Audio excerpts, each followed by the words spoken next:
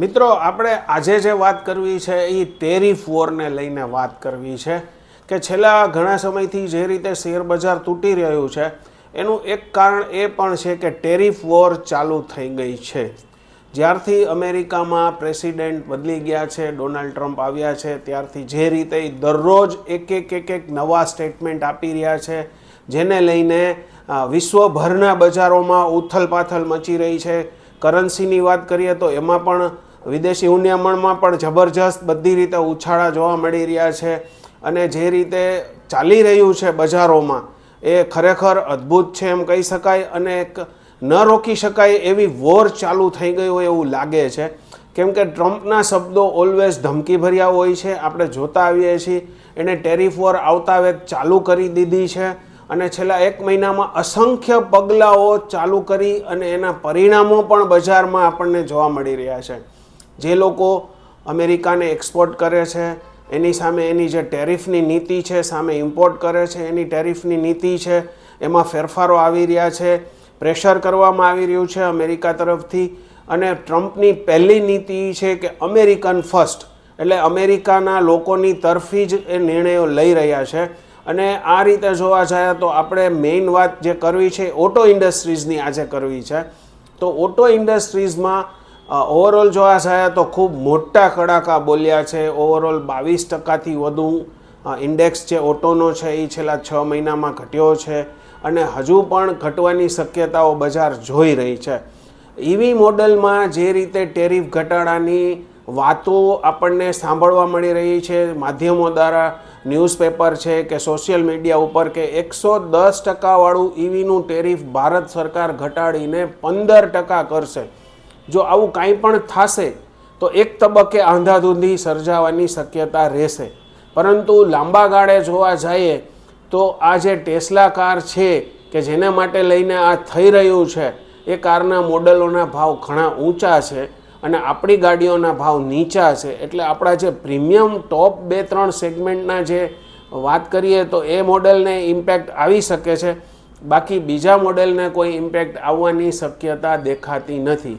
હા, ચોક્કસપણે એવું કહી શકાય કે એક તો ઇન્ડસ્ટ્રીમાં મંદી ચાલુ છે, નબળા પરિણામો આવી રહ્યા છે, રિસેશન ચાલી રહ્યું એવું લાગે છે, લિક્વિડિટી ઓછી છે, વાહનો ઓછા વેચાય છે, પરિણામો નબળા આવે છે। એ દરમિયાન જો આવું થાય તો આ વોરની અસર આપણા ઓટો ઇન્ડસ્ટ્રી ઉપર ખરાબ જોવા મળે અને જે આપણને મળી પણ રહી છે। નજીકના જ ભવિષ્યમાં આપણને આ વોરના પરિણામો જાણવા મળશે। વાત કરીએ ટેસ્લા કારની તો ઈવી મોડલમાં અહીંયા પણ આપણે એટલા બધા સક્સેસ જોવા નથી મળતા।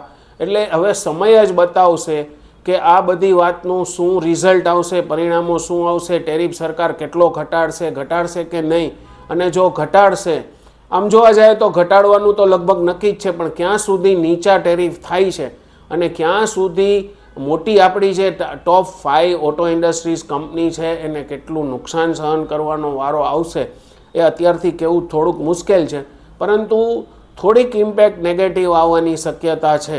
એટલે હાલમાં જે લોકો ઓટો ઇન્ડસ્ટ્રીઝમાં શેરો લઈને બેઠા હતા એને પૈસાનું ધોવાણ થયું છે, રોકાણનું ધોવાણ થયું છે અને રૂપિયામાં નુકસાનીનો વારો આવ્યો છે। જે લોકોએ બુક કરી છે એને નુકસાની બુક કરી લીધી છે, પરંતુ જે લોકોનું હોલ્ડિંગ છે એને પોર્ટફોલિયોમાં 30થી 40%નો ઘટાડો આપણને જોવા મળ્યો છે।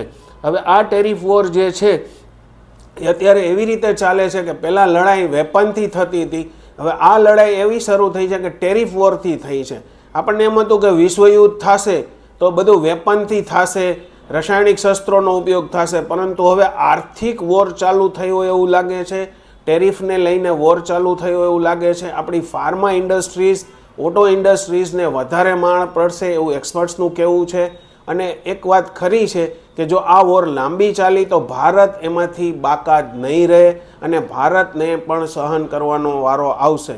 એવું બને કે વત્તા ઓછા અંશે આવે, કોઈ સેક્ટરને ફાયદો થાય, કોઈને નુકસાન થાય, પણ ઓટો ઇન્ડસ્ટ્રીઝની જ જો વાત કરીએ તો અત્યારે પરિણામો નબળા છે, વેચાણો ઘટતા જાય છે અને આ ટેરિફનો ડર ભયંકર છે। અને આવનારા દિવસોમાં જો આવું કાંઈ પણ પગલું આવ્યું અને નેગેટિવ ઇમ્પેક્ટ આવી અને જો કાર બહારથી આવી, ખરેખર તો એ એસેમ્બલ અહીંયા કરવાની વાત નથી કારને, કાર તૈયાર જ આવવાની છે અને એમાં ખાલી આપણને ફાયદો એટલો થશે કે અહીંયા એના ડીલર બનશે એને આવક થશે, ઉપરાંત એના ચાર્જિંગ સ્ટેશનો ખુલશે એની આવક થશે. બાકી ઓવરઓલ જોવા જઈએ તો અહીંયા એના ઓટો કોમ્પોનન્ટ બનવાના નથી, એસેમ્બલ થવાની નથી. એટલે આ કાર આવવાથી એક નિષ્ણાત તરીકે બધાનું કહેવાનું એમ હોય છે કે આનાથી કોઈ ભારતને ફાયદો થાય એવું કાંઈ દેખાતું નથી, નુકસાન થવાના ચાન્સ વધારે છે. પરંતુ પ્રીમિયમ કારમાં કે સેગમેન્ટમાં, પ્રીમિયમ સેગમેન્ટમાં આની ઇમ્પેક્ટ વધારે જોવા મળશે. નાની કારોના વેચાણમાં આની કોઈ ઇમ્પેક્ટ નેગેટિવ જોવા મળે એવી શક્યતા ઓછી છે. એટલે ઓટો ઇન્ડસ્ટ્રીઝમાં રોકાણ કરતાં પહેલાં થોડા દિવસો રાહ જોવી જોઈએ અને થોડા દિવસો પછી ટેરિફની શું નીતિ આવે છે, ભારત સરકાર શું પગલાં લે છે અને ઓટો ઇન્ડસ્ટ્રીઝને કેટલું આમાં નુકસાન પહોંચી શકે છે કે ફાયદો ક્યાં થઈ શકે છે એને લઈને રોકાણ કરવું હિતાવહ રહેશે. અત્યારે તો વિશ્વમાં ટેરિફ વોર ચાલુ થઈ ગઈ છે એવું કહી શકાય. શેરબજારમાં ઘણા લાંબા સમયથી આપણે તેજી જોતા આવતા હતા અને જ્યારથી આ ટ્રમ્પની ચૂંટણીના પરિણામો, અમેરિકાની ચૂંટણીના પરિણામો આવ્યા અને ટ્રમ્પની જીત થઈ ત્યાર પછી જે રીતે આપણે જોવા જઈએ તો જે ટેરિફ વોર સ્ટાર્ટ થઈ છે એની અસર આપણને શેરબજારમાં ખૂબ જ ખરાબ જોઈ રહ્યા છીએ. ઓવરઓલ જોવા જઈએ ને તો વોલ્યુમમાં સખત ઘટાડો થઈ રહ્યો છે. કેશ સેગમેન્ટનું વોલ્યુમ 15 માસના તળિયે છે, F&Oનું વોલ્યુમ 2 વર્ષના તળિયે છે. એટલે કે વોલ્યુમ પણ ખૂબ જ આ ટેરિફ વોરને કારણે તૂટતું જાય છે.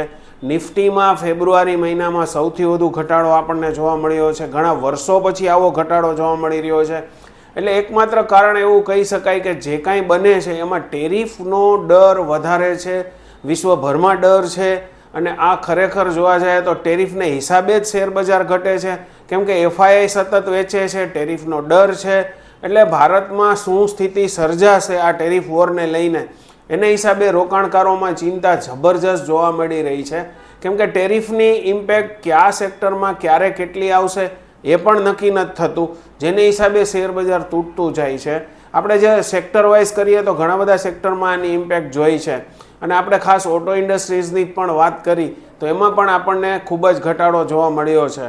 એટલે ટેરિફ વોર એકમાત્ર અત્યારે શેરબજારોમાં ટેન્શનનું કારણ છે અને શેરબજારમાં જે પણ અત્યારે બની રહ્યું છે એ ટેરિફ વોરને કારણે થઈ રહ્યું છે. FII પોતાના ફંડ શેરો વેચીને બહાર લઈ જઈ રહી છે. એટલે અંધાધૂંધીનું વાતાવરણ છે. 1 કે 2 મહિનામાં આ પિક્ચર ક્લિયર થાય એવું લાગે છે, પરંતુ એમ કહી શકાય કે આ વોર લાંબી જો ચાલી તો આના પરિણામો આવતા 1 થી 2 વર્ષ લાગશે અને આર્થિક સ્થિતિ ક્યાં જઈને ઊભી રહેશે એ કહેવું પણ અત્યારે આ ટેરિફ વોરને લઈને મુશ્કેલ જણાઈ રહ્યું છે.